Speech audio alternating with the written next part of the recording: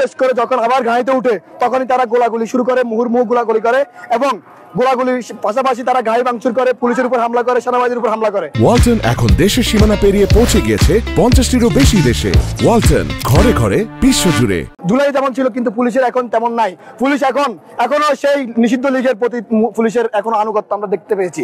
আমরা দেখেছি যখন হামলা হয় গোপালগঞ্জে, তখন পুলিশ যেভাবে আচরণ করেছে, সেই আচরণে আমরা দেখেছি কেউ পুলিশের ঊর্ধ্বতন কর্মকর্তারা যখন বলে যে এই হামলা ঠেকানোর জন্য এবং নিরাপত্তা দেওয়ার জন্য, তখন দেখেছি পুলিশের নিচের শারীরিক কর্মকর্তা যারা আছে বা কর্মচারী যারা আছে তারা সেখানে নিস্তব্ধভাবে দাঁড়িয়েছিল। তো এই জিনিসটা আমরা বলতে চাই এটা হচ্ছে মুজিববাদীর পুলিশ। তো অতএব সেনাবাহিনী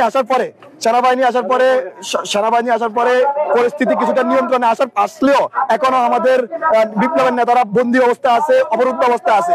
আমরা দেখেছি সর্বশেষ গোপালগঞ্জে এসপি অফিসে আমাদের বিপ্লবের নেতারা অবস্থান করেছিল, কিন্তু বিপ্লবের নেতাদেরকে এসপি অফিসের চারদিক থেকে সন্ত্রাসী লীগ ঘিরে রেখেছে। আমরা এমনও খবর পেয়েছি সেখান থেকে একটা প্ল্যান করেছে। তো আমরা অনতিবিলম্ব সরকারের কাছে আহ্বান জানাতে চাই। জুলাই আমরা দেখেছি হেলিকপ্টার থেকে গুলি করা হয়েছে, অথচ এখন বিপ্লবের নেতাদেরকে হেলিকপ্টার দিয়ে বাঁচানোর কোনো এখনো প্ল্যান দেখছি না। অনতিবিলম্ব আমাদের নেতাদেরকে নিরাপত্তা প্রদান করে নেওয়া সাথে ব্লকেট করেছে। অবিলম্বে ইন্টারিম সরকারের অনুরোধ করব, সেনাবাহিনী হোক, র্যাব হোক, প্রশাসন হোক, সকলকে নিয়ে আমাদের বিপ্লবের সহযোদ্ধাদেরকে অতি দ্রুত মুক্ত করে আমাদের মধ্যে ফিরিয়ে নিয়ে আসতে হবে। আপনারা কোথায় ব্লকেট দিয়েছেন বলেন তো? এটা হচ্ছে আমাদের মহিপালের মূল যেই পয়েন্ট, মহিপাল মূল পয়েন্টে আমরা এখানে বিশেষ করে এনসিপি সহ শুরু করে আমাদের বিপ্লবী যারা আমরা 24শে জুলাই আন্দোলন করেছি, আমরা সবাই এখানে এক হয়েছি যতক্ষণ পর্যন্ত আমাদের সহযোদ্ধা নাহিদ, হাসনাত, সার্জিস যতক্ষণ পর্যন্ত তাদেরকে মুক্ত করে আমাদের এখানে আমাদের